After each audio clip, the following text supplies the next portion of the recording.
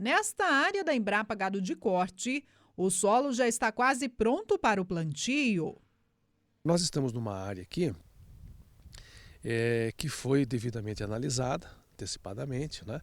Foi feita a aplicação de calcário, foi feita uma incorporação e está se esperando apenas o início das chuvas com um pouco mais de intensidade para se fazer mais uma aplicação de grade, nesse caso.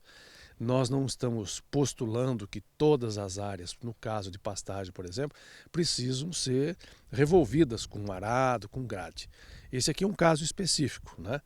Em muitas situações, o solo às vezes não precisa ser preparado. Você pode utilizar o plantio direto, que é muito mais conveniente, vamos dizer assim, do ponto de vista técnico, do ponto de vista ambiental, do ponto de vista econômico, né?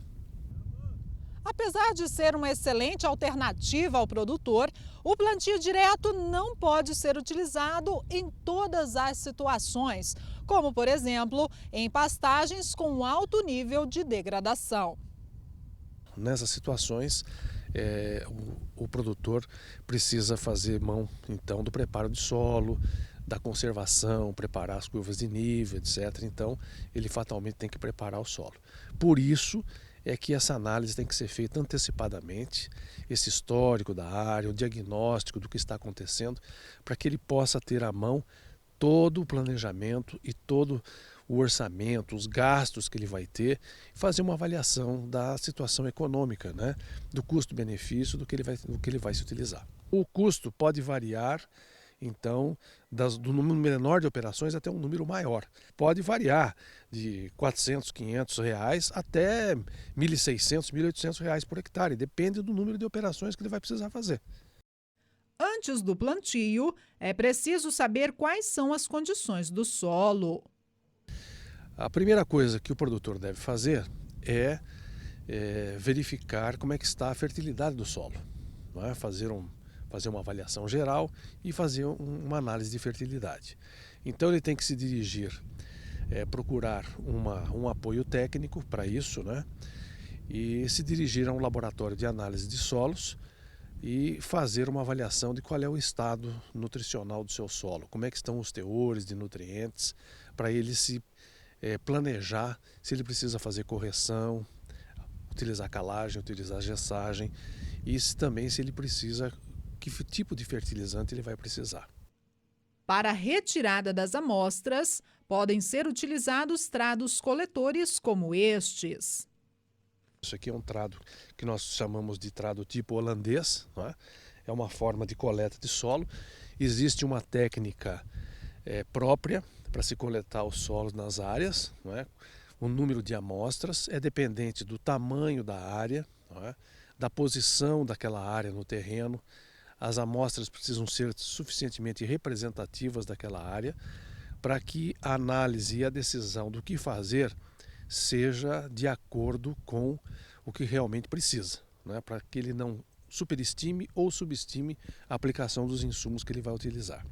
Esse trado de sonda que também você introduz no solo e faz uma coleta de solos de 0 a 20 centímetros, né? Para você, esse é o padrão tradicional que se deve coletar para se mandar para o laboratório. Na falta de trados coletores, pode-se utilizar uma pá de ponta ou enxadão. Confira as dicas do pesquisador.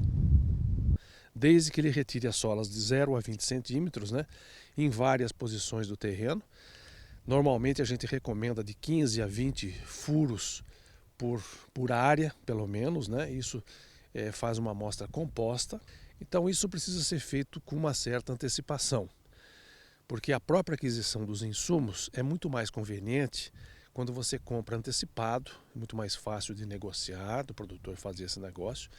E, acima de tudo, se ele for precisar de financiamento, por exemplo, em banco, ele precisa fazer um bom projeto agrícola. Isso precisa começar no ano anterior, se possível, a aplicação. Do campo para o laboratório, o ideal é que as amostras sejam analisadas no estado em que foram coletadas a fim de evitar possíveis alterações nos resultados. O pesquisador dá dicas para o envio correto do material. À medida que você for retirando as amostras do campo com o trado, você vai preferencialmente colocando o solo que está no trado para dentro de um balde plástico limpo, né? Que não seja utilizado com ração, com sal mineral, com fertilizante, para evitar qualquer tipo de contaminação. Feito isso, vamos dizer, depois de colocar as 10 ou 12 amostras da área aqui, você mexe bem o solo e coloca o solo num saco plástico, devidamente identificado. Então, se é uma pastagem, se é uma lavoura, qual foi a época da amostragem, o nome da propriedade, o nome do produtor. Depois que coloca num saco plástico, deixa preferencialmente um pouquinho, para arejar um pouquinho, para secar. Não se deve coletar, por exemplo, solo úmido, já colocar num saco plástico e fechar e deixar fechado por 15, 20 dias até levar no laboratório. Isso não é desejável, porque você acaba forçando algumas reações químicas não desejáveis. Então, de preferência, esse solo tem que ser arejado para se levar para o laboratório, se não for ser levado no mesmo dia. Alguns laboratórios fornecem uma caixinha como esta. Primeiro, no campo, se trabalha com saco plástico. Depois deixa arejar um pouquinho a amostra, passa para uma caixa como essa, devidamente identificado, com uma etiqueta e tal, e lá no laboratório então se faz a identificação. Isso é extremamente importante para que senão não se contamine, não se inverta a identificação das amostras, né, para que a recomendação seja bem feita.